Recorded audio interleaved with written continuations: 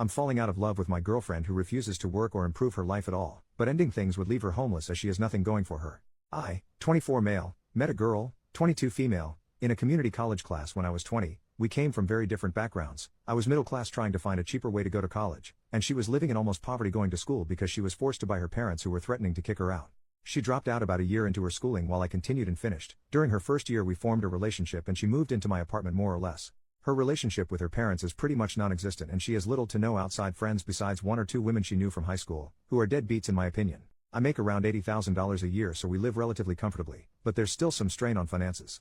I can't exactly say when I started losing feelings, but the fact that she refuses to work, will not cook and wants to eat out every day, does not want to go to school, and continuously wants to buy and spend money on clothes and other stuff just slowly started grating me more and more. I work in a female-dominated workplace, and having conversations, and interacting with coworkers who have so much going for them, have fun hobbies, and aspirations makes it all the more worse when your girlfriend is chronically online and spends 7 hours a day scrolling through Instagram or TikTok or Reels and thinks lovemaking is all she needs to do on her end. Our relationship isn't bad, we have fights every now and then like an average couple, have an active intimate life, but that's pretty much it. From her perspective if I broke up with her it would be out of nowhere, but I'm pretty much done, and know I could move on quickly and have nothing to be regretful about as crappy as it sounds. The problem comes in her having no job, no finances, almost no friends, and no family support unit.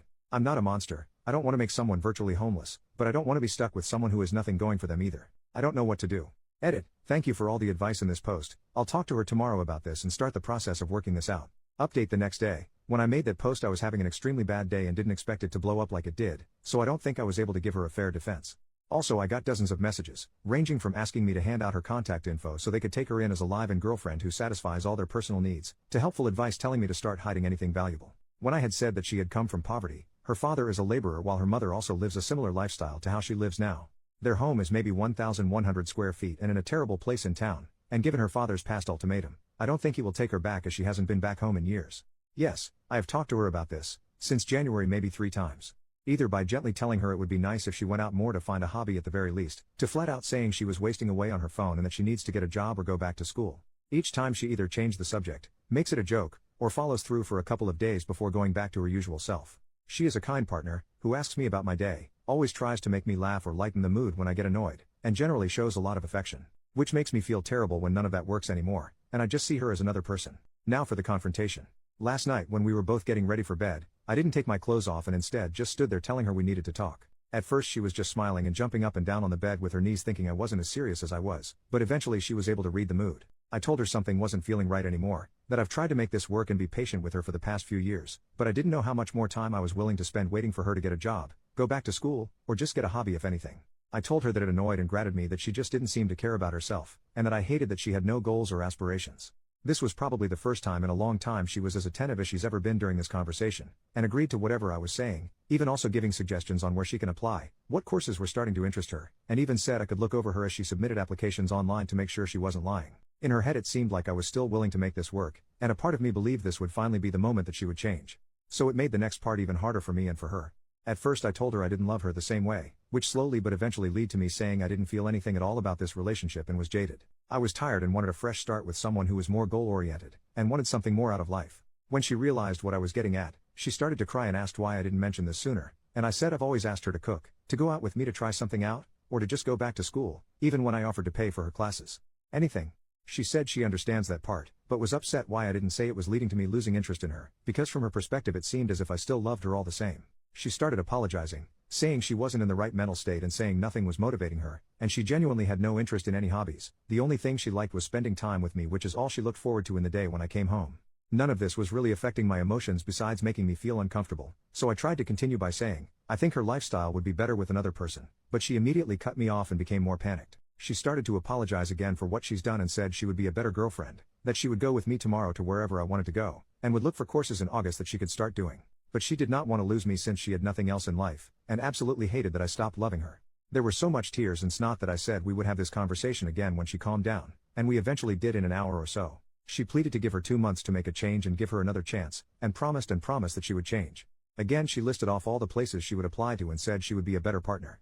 I never wanted to make her homeless, so this seemed like a good settlement, even though I still had my doubts. I then reaffirmed that I wanted to see other people, but she seemed much more adamant on this issue than the aspirations issue that she would be able to fix this.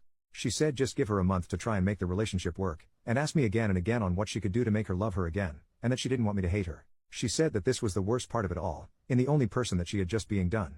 It seemed as if she was about to break down again, so I said okay, we'll see how this relationship is in a month. In my mind, if I'm allowing her 2 months to get back on her feet, then by a month she would already be ready to move on. I also didn't want her to suffer a complete mental breakdown while I was still living her, so giving with her a month to let her fix the relationship would give her enough time to accept things. I slept on the couch last night, and will probably continue doing so for a while. She came out at about 3 a.m. wanting to talk some more, but I said I was exhausted and we would do it tomorrow. She then slept on the floor beside me for the rest of the night, apologizing again. When I told her to stop, she silently said okay and sobbed for a bit under her blanket. But that's everything that's happened so far. This was one of the hardest things I've ever had to do, but I regret nothing and feel much better letting everything out. I don't know how this situation will be in 2 months, but I was firm that it was the deadline. This post will probably get buried, so I probably won't do another update since I don't think anyone will care about this in a week or a month, but I will definitely private message those of you who have been helping me through this on how it turns out, or those who just want to be updated. But yeah, thanks. Edit to add. Firstly, for all of you who keep asking what my workplace is, I'm an RN. Secondly, I've been doing some self-reflecting and think I know how I want to go about this that will help with my lack of communication skills. I know I'm not a perfect person, but I still stand by my decisions I made that night 100% through and through.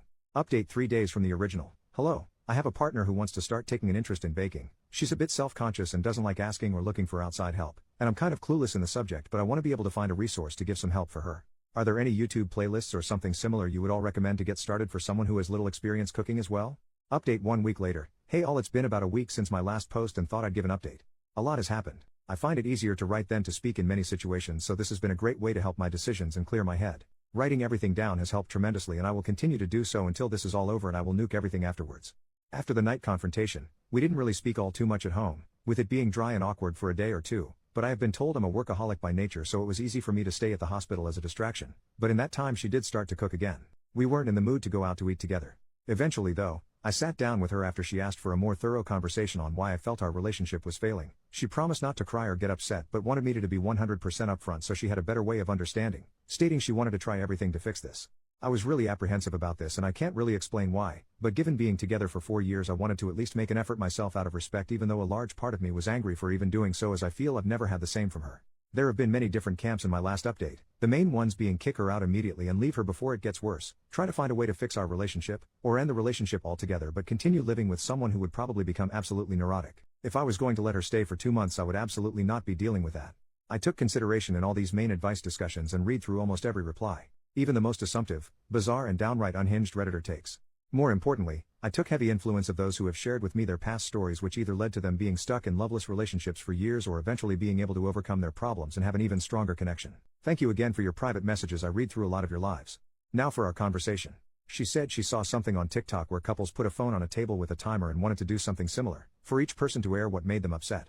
I said that was dumb. If we were going to talk about our problems, it would be better if there was no time limit. She eventually agreed and said I could go first, asking me first when was the time that I completely lost my love in her.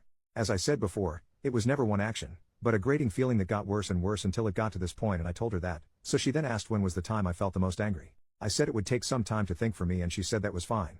After a few minutes something came to mind. I couldn't formulate the right words at first, but it eventually just started to come out. I told her the worst time was when I was first starting at my hospital. To keep it short, the tempo was brutal. It was constant work with little to no downtime, as I was constantly learning new things that school would have never taught me, while being expected to be able to handle it as a professional. It was without a doubt the most stressed I've ever been, and I feel like other RNs can relate here. That year hardened the way I think now. That hard work does pay off, if you have the drive and the passion. I told her I think that was when I started losing feelings the fastest, seeing her at home doing absolutely nothing. Coming home to no food made, to her not working a job, to her not learning anything, completely stuck to the internet with nothing to show for it. I said it made me even more upset when I had given suggestions for jobs with pretty easy schedules, or to find a new interest in school that would pan out better than last time, only to be rejected at my every attempt. I told her flat out that it disgusted me. She asked me why I didn't make this a bigger issue at the time, that I should have communicated this to her, but I said there's some things that shouldn't have to be said. I shouldn't have to remind her to wash her butt, eat, do something other than mindlessly scrolling on her phone for hours at a day, every day. I also told her that after coming home from the hospital during more stressful days, the last thing I wanted was to spend my time begging my girlfriend to do something productive, so I held my tongue and settled, as she was still nice and caring. I had no other reasons to end it, and so the resentment grew worse from then on. It was around here that I became more mean to my regret now, but I will still input it as I have everything else. I told her that when she dropped nursing, I was upset since I felt that she was more than capable of doing what I had done. But after spending more time in the relationship, and spending more time getting to know her, I knew that with the type of person she was, there was no way she could have ever finished. Which is why I suggested easier and more laid-back jobs, less demanding majors for school. Shoot, even if she just cooked or found an interesting hobby at that point, I would have appreciated it. Still, she chose to do nothing for years. It's just the type of person she was and why I felt done for her romantically over time. She asked me if I hated her, and I said I didn't know. I told her she was very loving and kind, but I hated how she handled her life to this point. That I felt no ill will towards her after airing everything out, but I also felt nothing else. I just felt done and ready to move on. Throughout this conversation we kept eye contact, and there were times it seems like she would break, but like she said she remained as calm as she could while I said what I had to say. I told her I was done and she could say her piece now, but she asked if we could continue the conversation later and locked herself in our room for the rest of the day. The next day we sat down again and finished the conversation. She told me that she thinks she's depressed, saying that she didn't feel sad before that night, just had no motivation of doing anything. I had a couple of messages telling me to ask her to get tested for ADHD, but when I started bringing it up she was very adamant that is not something she felt comfortable with. I knew she didn't like needles or going to the hospital in general, but her flat out refusing to get tested for disorders when I told her it was not at all like a regular hospital visit surprised me. She asked me if she was able to change in her behaviors, would I give her another chance?